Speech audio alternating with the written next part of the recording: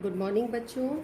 हम class sixth का आगे का टॉपिक लेके फिर से प्रस्तुत हैं। पिछले दो वीडियोस में आपने देखा था, हमने चैप्टर नंबर 9 शुरू किया था। उसमें हमने 9.1 के अंदर दो तरह के क्वेश्चंस देखे। एक हमने देखा टैली मार्क्स किस तरीके से बनाते हैं, और वो मैंने आपको बताया था टैली मार्क्स बनाने का क्वेश्चन क्लास 9th तक बच्चों के लिए आता है। उसके बाद हमने सीखा कि पिक्टोग्राफ को या चित्रालेख को कैसे रीड किया जाता है, उसे हमने पढ़ना सीखा, उसको रीड करके उसके क्वेश्चंस को आंसर करना सीखा। आज हम एक्सरसाइज 9.2 करेंगे। इसके अंदर हमें पिक्टोग्राफ को बनाना है। आप देख सकते हो 9.2 का पहला क्वेश्चन है कि हमारे पास 5 विलेजेस हैं। इसमें total number of animal show हो रखे हैं। विलेज ए में 80, बी में 120, सी में 90, 40, 60 इस तरीके से है। उसके बाद आप नीचे देखिए, prepare a pictograph of these animals using one symbol this to represent 10 animals. ये खास आपको देखना है कि यहाँ पर क्या बोला है। इसने बोला है इस सिंबल को दिखाओ, ये सिंबल आपको 10 एनिमल्स को दिखाता है, और फिर इन क्वेश्चंस को आंसर करो। तो ये आपके नोट करने वाली बात है। इसको मैंने अलग से लिख दिया, बोर्ड पे देख सकते हो। This symbol represent 10 animals. Hindi वाले बच्चे लिखेंगे ये सिंबल 10 पशुओं को दिखाता है, 10 पशु को। और अब हम इसका क्वेश्चन करेंगे। हम यहाँ पर लिखेंगे विलेज ए, ठीक है, फिर village B, village C, village D, इस तरीके से हम इसको मार्क कर देंगे। हमने village A B C D E ऐसे लिख दिया। अब विलेज ए के अंदर आप बुक में देखो क्या लिखा है। विलेज ए में लिखा है 80। हमें यहाँ पे 80 एनिमल्स पिक्टोग्राफ से या चित्रालेख से दिखाने। अब ये एक सिंबल 10 एनिमल्स को दिखाता है। तो अगर मैं ऐसे बनाऊं तो ये हुआ 10, ये हुआ 20, 30, 40, 50, 60, 70 और 80। तो मैंने 8 सर्कल्स बना दिए, 1 2 3 4 5 6 7 8। और अब ये किसको दिखा रहा है? ये हमारा 80 को दिखा रहा है। 80 एनिमल्स थे ना आपके, तो ये शो कर रहा है। तो ये पिक्टोग्राफ विलेज ए के लिए हो गया। इसी तरीके से विलेज सी का आप बनाओगे, विलेज बी का आप बनाओगे तो 120 के लिए आपको कितने सिंबल्स बनाने पड़ेंगे? 12, 1 2 3 4। तो बच्चों अब हम विलेज सी का हम देख रहे हैं। विलेज सी में बोल रहा है 90, तो 1 2 3 4 5 6 7 8 9। तो 10 20 30 40 50 60 70 80 90। ये हमारे 9 सिंबल्स बनाने से 90 पशुओं को दिखा रहा है। इसी तरीके से यहाँ हमने 1 2 3 4 बना दिए, तो ये कितना को दिखाएगा? 40 को दिखाएगा।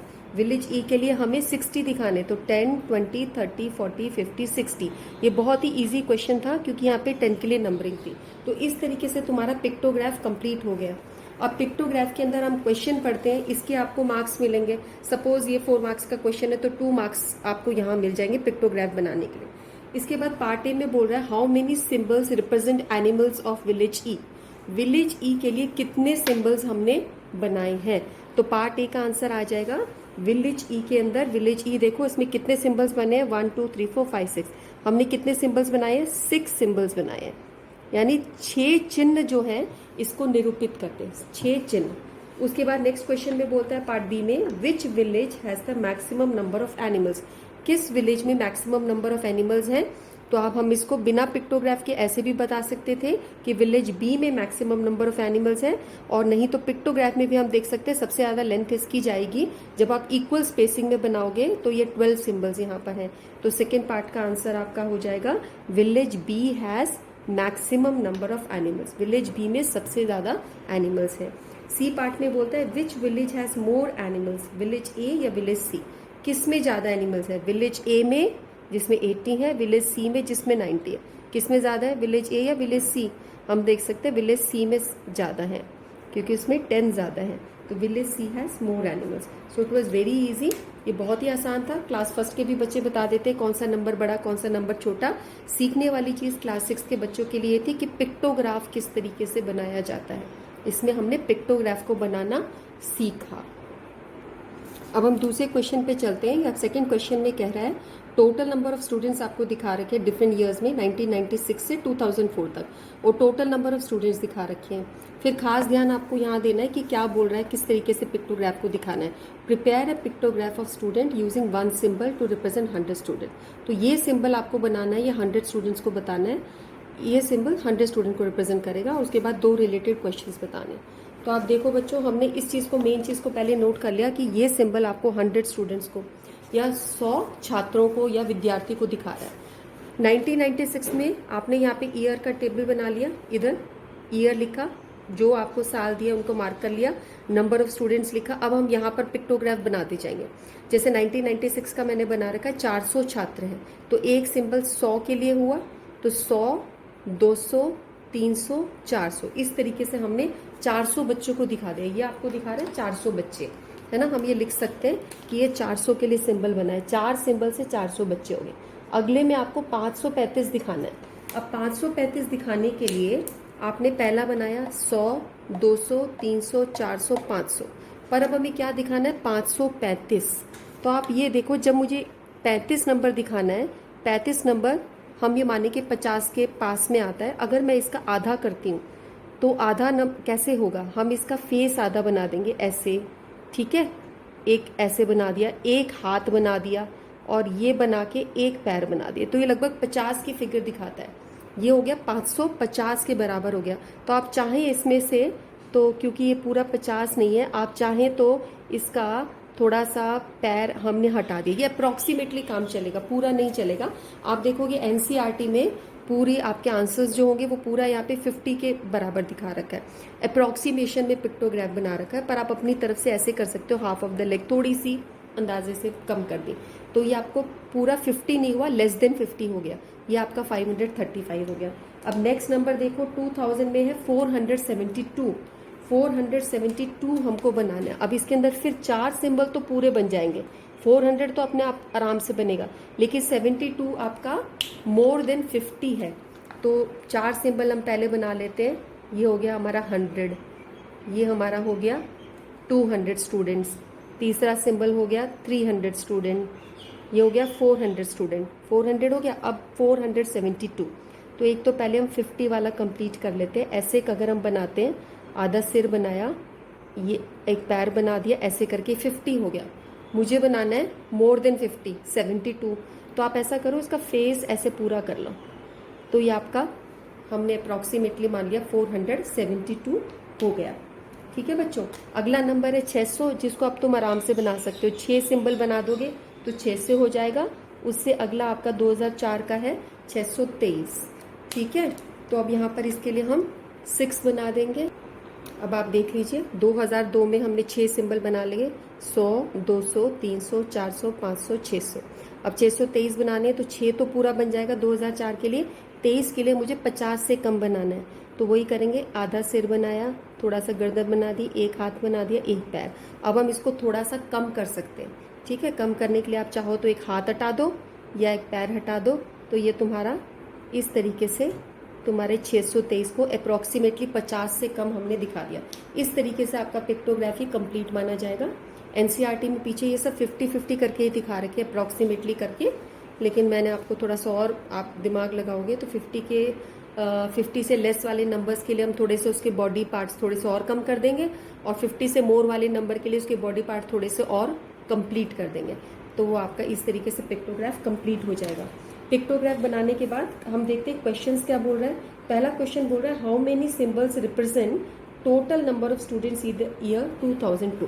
2002 में कितने सिंबल्स रिप्रेजेंट कर रहे हैं उसको, तो हम इसका आंसर क्या लिखेंगे, कितने सिंबल्स हैं जो टोटल स्ट्रेंथ को दिखा रहे हैं 2002 में। हम इसको काउंट करें, 1 2 3 4 5 6 सिंबल्स शो कर रहे हैं, तो आंसर आ जाएगा 6। पार्ट बी के लिए हम देखें, how many symbols represent total number of students for the year 1998। 1998 के लिए कितने सिंबल्स हुए, आप देखो 1 2 3 4 5 कंप्लीट, 5 तो पूरे हैं, 5 पूर्ण रूप से बने, 5 कंप्लीट है और 1 इनकम्प्लीट है। हाँ, अब हम इसको ऐसे लिख देंगे कि 1 हमने इनकम्प्लीट बनाया, तो इस तरीके से आपका बी पार्ट का आंसर हो गया। तो आपके 2 क्वेश्चंस इसमें थे 9.2 के, ये हमने दोनों क्वेश्चंस कर लिए। अब बच्चों पिक्टोग्राफ बनाने के बाद में नेक्स्ट चीज़ हमारे लिए क्या आती है, बार ग्राफ।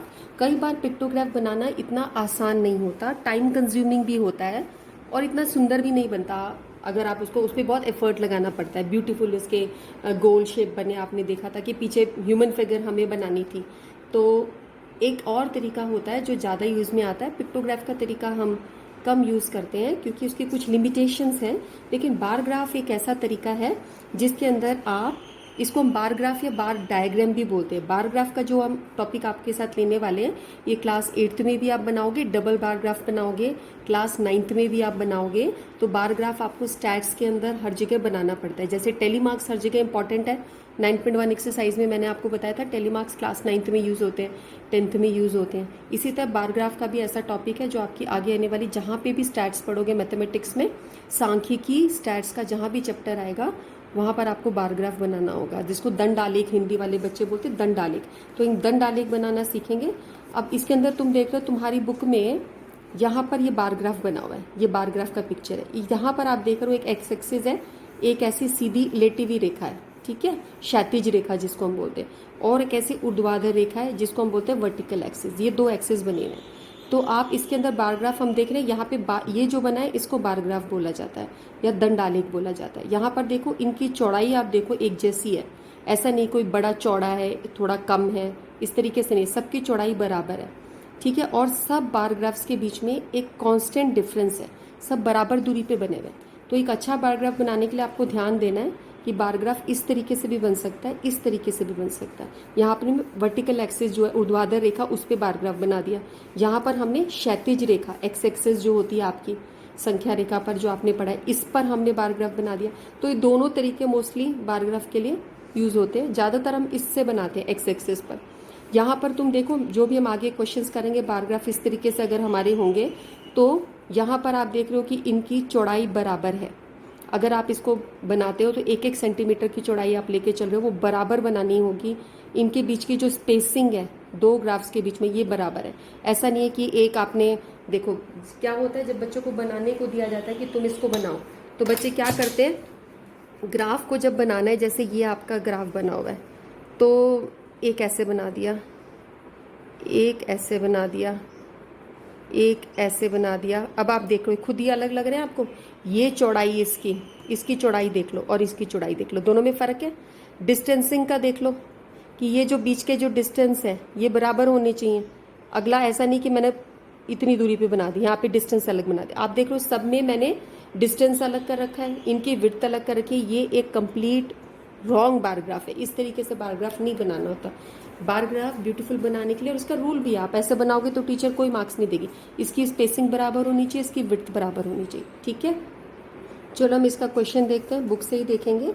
एक चीज़ इसके अंदर और होती है, ये जो आपका जो स्केल दिया है, ये स्केल भी ज़रूर मेंशन करना होता है जब आप बार ग्राफ बनाते हो। उसको हम फिर से बात करेंगे जब हम बार ग्राफ ड्रॉ करेंगे। पहले हम बार ग्राफ रीड करना सीखते हैं। 9.3 में क्वेश्चन नंबर 1 देखो, यहाँ पर the bar graph given along side shows the amount of wheat purchase by government during the year 1998 to 2002। Government ने वीट परचेज किया था, वो बार ग्राफ से शो कर रखा है इन्होंने। तो ये आपका वीट दिखा रखा है, वीट इन 1000 टन्स, ठीक है। ये आपका वाई एक्सिस पर है, ऐसे ऊर्ध्वाधर रेखा वर्टिकल एक्सिस पर। एक्स एक्सिस पे ईयर्स लिखे हुए हैं।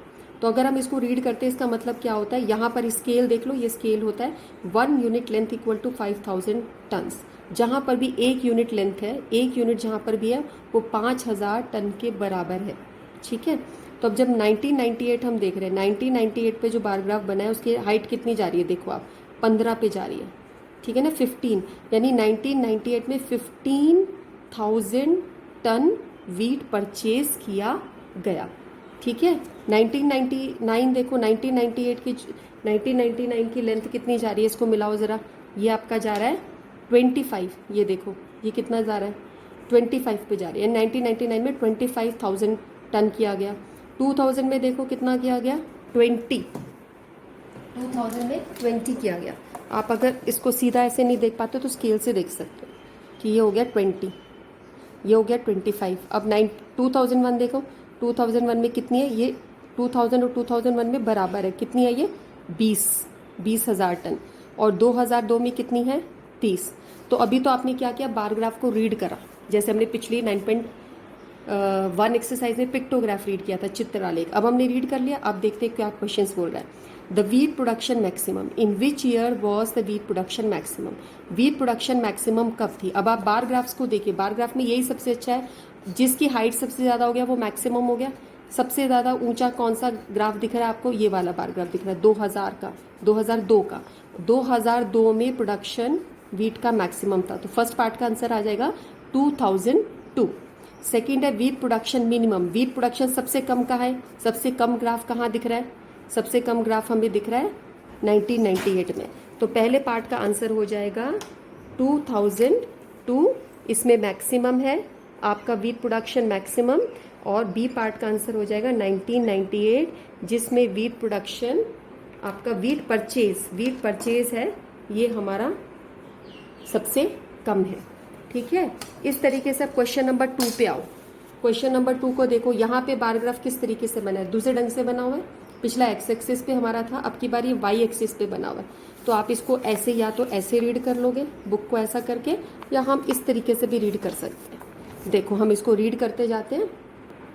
देखो क्वेश्चन नंबर 2 में क्या बोल रहा है? Observe the graph shows the sale of shirt in a ready-made shop from the Monday to Sunday।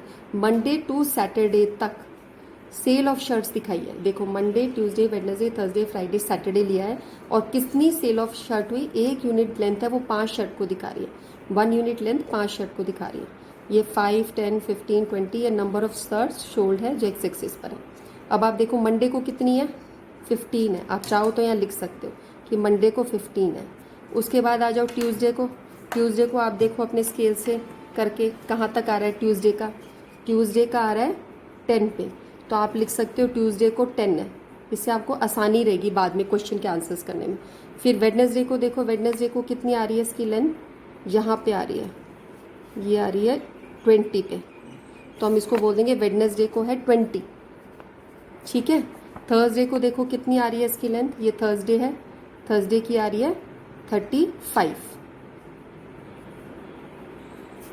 Friday को देखो कितनी आ रही है? फ्राइडे को आ रही है 50, और सैटरडे को आ रही है, फ्राइडे को आ रही है 50।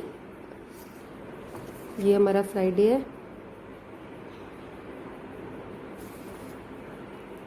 50, हाँ 50 है ये एग्जैक्टली, और ये आपकी आ रही है 60। ठीक है, इस तरीके से हमने सारा लिख लिया, यही आ रही है। अब क्वेश्चन देखो, what information does the bar graph give.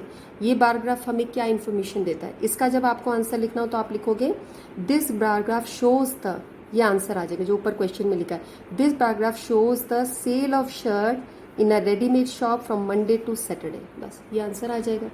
ठीक है, ये इन्फॉर्मेशन मिल रही है इसमें। What is the scale chosen? Scale chosen on the horizontal line, this is the scale chosen. 1 unit length equal to 5 shirts. आप यहाँ पे ये लिख दोगे 1 unit length is 5 shirts. On which day were the maximum number of shirt sold. किस दिन ज़्यादा shirt sold हुई? तो आप देख रहे हो सैटरडे, तो इसका आंसर आ जाएगा सैटरडे।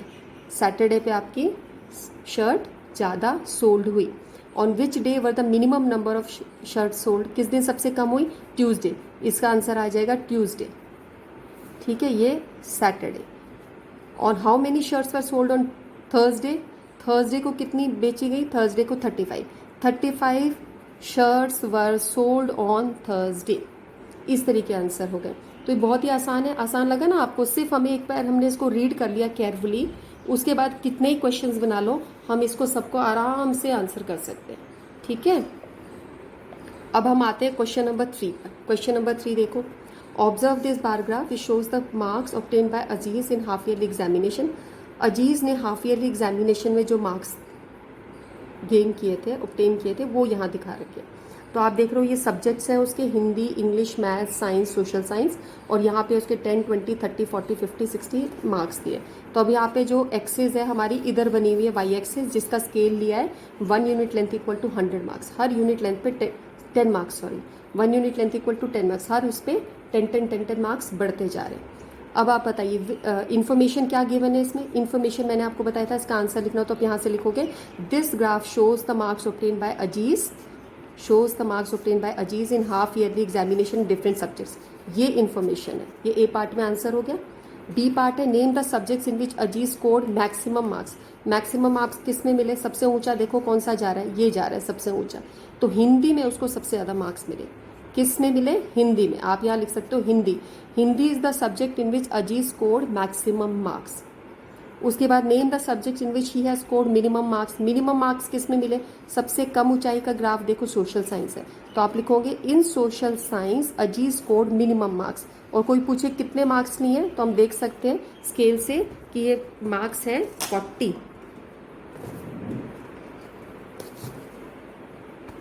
यहाँ पे इसने 40 मार्क्स लिए, लेकिन इसने हमसे ये नहीं पूछा कितने मार्क्स लिए, उसने पूछा किस सब्जेक्ट में ज़्यादा और किस सब्जेक्ट में कम मार्क्स लिए।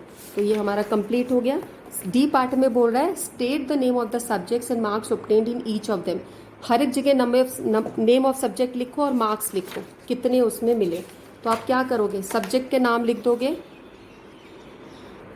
आपको ये लिखना है हर सब्जेक्ट में उसने कितने मार्क्स लिए। अब आप देखो हिंदी में उसने कितने लिए 80, इंग्लिश में कितने लिए 60, मैथ्स में कितने लिए 70, तो हिंदी में लिए 80, हम लिख देंगे हिंदी 80। ठीक है, इंग्लिश में कितने आ रहे हैं 60, मैथ्स में देखो मैथ्स में कितने आ रहे हैं, मैथ्स को देखो मैथ्स में आ रहे हैं इसके 70, तो मैथ्स में हम लिख देंगे 70। साइंस में कितने आ रहे हैं, साइंस में देखो ये आ रहा है 50 के बराबर, तो साइंस आ गया 50, और सोशल साइंस हमने पहले ही मार्क किया था 40। तो इस तरीके से हम स्केल से लगा लगा के जितनी उसकी हाइट जा रही है उतना ही, ये 50 हुआ, ये 70 हुआ, ये 80 हुआ, ये 60 हुआ। आप इस तरीके से बार ग्राफ को रीड कर सकते हो और उसके आंसर कर सकते हो। चलो हम 9.4 का पहला क्वेश्चन लेते हैं। इसके अंदर एक सर्वे करा है 120 स्कूल के बच्चों का, और सर्वे करके देखा कि प्ले करना 45 बच्चों को पसंद है, रीडिंग स्टोरी बुक्स करना 30 को पसंद है, टीवी 20 को पसंद है, म्यूजिक को सुनना 10 बच्चों को, पेंटिंग 15 बच्चों को। अब बोल रहा है कि बार ग्राफ बनाओ taking scale of 1 unit equal to 5 students. इसने स्केल दे दिया, जब हमें स्केल बुक में गिवन हो हम वही स्केल लेंगे, नहीं तो हम अपनी मर्जी से कोई भी स्केल चूज कर सकते हैं। तो 1 यूनिट स्केल को आपको 5 बच्चों के बराबर लेना है, और इसके बाद आप बार ग्राफ बनाइए, फिर हम क्वेश्चंस देखेंगे। तो बार ग्राफ के लिए तुम देख रहे हो जैसे बच्चों की मैंने शुरू कर दिया, हमने एक स्केल से ये बनाया और इक्वल डिस्टेंस पे फिर मैंने 5-5 सेंटीमीटर की, क्योंकि 1 यूनिट लेंथ आपकी 5 स्टूडेंट के बराबर है। एक हिंदी वाले बच्चे लिखेंगे 1 इकाई इक्वल टू 5 छात्र या 5 विद्यार्थी। उसके बाद आपने बराबर दूरी पे मार्क कर लिया 5, 10, 15, 20, 25, आपका 45 सबसे बड़ा नंबर है, हमने एक नेक्स्ट आगे 50 तक ले लिया। 5-5 का डिफरेंस चल रहा है ना, 5 का टेबल 5 का डिफरेंस चल रहा है। यहाँ पर हमें, यहाँ पर भी मैंने आपको बताया था कि जो हमारा स्केल है डिस्टेंसेस बारग्राफ के बराबर होना चाहिए, उनका विड्थ इक्वल होनी चाहिए, चौड़ाई बराबर होनी चाहिए, और उन 2 बारग्राफ्स के बीच में दूरी भी बराबर होनी चाहिए। तो मैंने यहाँ पर थोड़े थोड़े निशान लगा दिए ताकि मेरे बराबर दूरी पे बने। आप भी स्केल से ऐसे कर सकते हो, हर 1 सेंटीमीटर पे आधा सेंटीमीटर का डिस्टेंस छोड़ सकते हो ताकि बराबर बने। अब पहली चीज़ है प्लेइंग, प्लेइंग है 45। अब देखो जैसे मैं अगर मैं प्ले बनाना चाह रही हूँ कि मुझे प्लेइंग दिखाना है, फर्स्ट बुक में आपकी प्लेइंग लिखी है ना, और 45 लिखिए। 45 कहाँ है, यहाँ बराबर है। तो जैसे मैंने ये देखा, ये मेरा है और ये 45 है, यहाँ से यहाँ तक मैं अपना ऐसे स्केल की सहायता से ऐसे एक ग्राफ बना दूंगी। ठीक है, ये मैंने बना दिया स्केल से इस तरीके से सीधा। फिर मैं एक और साथ में लेते हुए नीचे से लाइन लेते हुए ऐसे 45 तक का बराबर ऐसे बना दूंगी। ये मैंने बनाया, आप देख रहे हो, ये मैंने 45 तक की लेंथ ले ली, मेरा पहला पैराग्राफ बन गया। और इसके अंदर मैं लिख दूंगी प्लेइंग, दूसरे कलर से हम इसको लिख लेते हैं कि ये किस चीज़ को दिखा रहा है, प्लेइंग को दिखा रहा है। तो हम लिख देंगे PLAYING, प्ले करते हुए हो रहा है। नेक्स्ट है आपका reading story book. Story books की लेंथ है 30, आप देखो ये 30 है। ठीक है, अब आप ये डिस्टेंस बराबर रखोगे, ये थोड़ा सा डिस्टेंस मैं छोड़ दूंगी, ऐसे लूँगी और इसको लेके मेरे को 30 तक की दूरी करनी है। तो ये ऐसे करके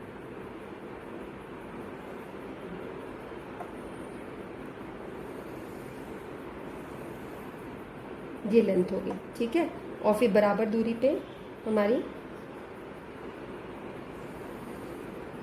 ये हमने बना दी। आप ये देखो, ये पूरा 30 के बराबर होना चाहिए, इस तरीके से 30 बन गया। और इसके अंदर हमने लिख दिया, अंदर ये किसको दिखा रहा है, रीडिंग स्टोरी बुक्स को। तो अंदर आप लिख दोगे reading story books, reading story books, ये सेकंड बन गया। इसी तरीके से हम और इस तरीके से देखिए बच्चों, नेक्स्ट था आपका 20 था वॉचिंग टीवी। तो हमने ये 20 तक की दूरी पर, यहाँ पर देख रहे हो 20 तक की दूरी पर हमने ये बना दिया। और इसके अंदर हम देखेंगे ये हमारा 20 होना चाहिए, और इसके अंदर हम लिख देंगे वॉचिंग टीवी। ठीक है, ये टीवी के लिए है। उससे नेक्स्ट आप देख रहे हो ग्राफ की ऊंचाई हमने ली है वो 10 तक की ली है, 10 ये 10 है आपका म्यूजिक के लिए, हम यहाँ लिख देंगे म्यूजिक। उसके बाद नेक्स्ट जो है जो पेंटिंग हमने लिया है ये 15 का लिया है। तो इस तरीके से तुम इसको अपनी कॉपी पे बना सकते हो। और बारग्राफ आता है, बारग्राफ का पेपर होता है, उस पर भी ये चीज़ें बनाई जाती हैं, बहुत इजीली बन जाती हैं। तो ये तुम्हारा एक बारग्राफ बना है। अब इसके अंदर मैं आपको मेन बात क्या बताना चाह रही थी, ये बताना चाह रही थी, एक तो एक्सेस पे मार्क होना चाहिए, यहाँ पे लिखना होना चाहिए नंबर ऑफ स्टूडेंट्स। ये जो भी चीज़ दिखा रहा है ये उनका क्या दिखा रहा है, ये क्या एक्टिविटी पसंद करते हैं। तो यहाँ पे आप लिख दीजिए activities done by the students, हाँ, या एक्टिविटीज़ हम लिख देते हैं। ये वाली साइड में आपका स्केल लिखा होना चाहिए कि एक इकाई, एक यूनिट लेंथ 5 स्टूडेंट्स को दिखाती है, ये आप इसको लिखेंगे। अब आप यहाँ देखो मैंने सब बराबर दूरी पे बारग्राफ बनाया है और इन सब की विड्थ बराबर है, because I have use scale for this thing.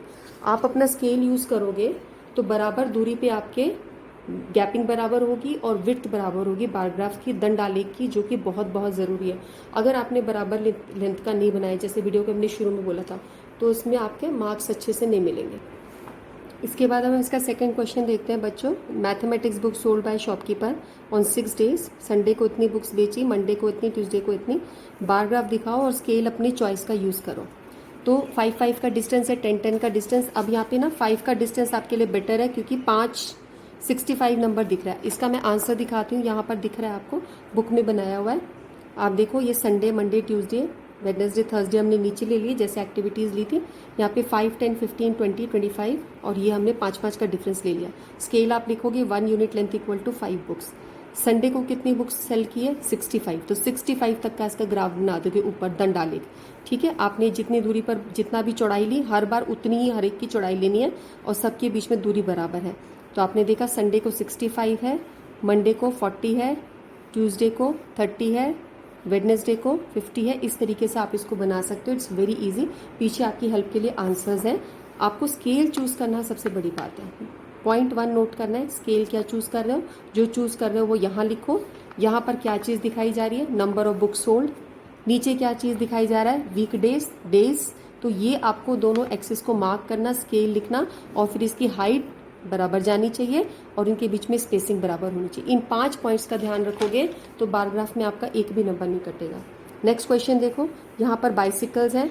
Bicycles का डाटा दे रखा है, आपको इसको बारग्राफ को बनाना है और उसके बाद 2 क्वेश्चंस के आंसर भी करना है। आई होप आप इसको कर सकते हो। इसी तरीके से 4th क्वेश्चन है, इसमें भी बारग्राफ बनाना है और फिर आपको इनके क्वेश्चंस को आंसर करना है। आप इन क्वेश्चंस को करना बच्चा और मुझे बताना कि आप इसको बना पा रहे हो कि नहीं बना पा रहे हो। 4th क्वेश्चन हम एक बार देख लेते हैं कि क्या बोल रहा है वो 4th क्वेश्चन के अंदर।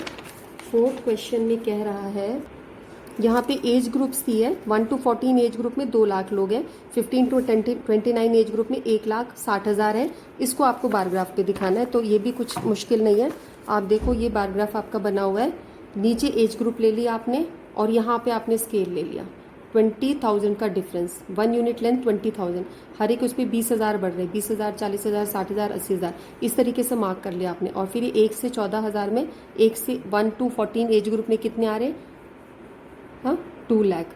तो इस तरीके से आपने यहाँ पर इसको मार्क कर दिया। सारे बराबर मार्क हो गए। यही ध्यान रखना है, number of thousands, age group, scale, equal distancing and height, जितना डाटा में दे रखिए।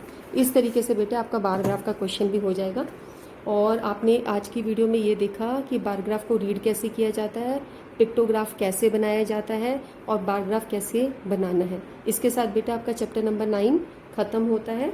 आपको वीडियो अच्छा लगा तो अपने फ्रेंड्स को आगे शेयर करो, इसको लाइक करो और कमेंट सेक्शन में मुझे बताओ कि तुम क्वेश्चंस को कर पा रहे हो या मुझे बारग्राफ का एक बार फिर से वीडियो अलग से मैं इसका 9.4 का बनाऊँ।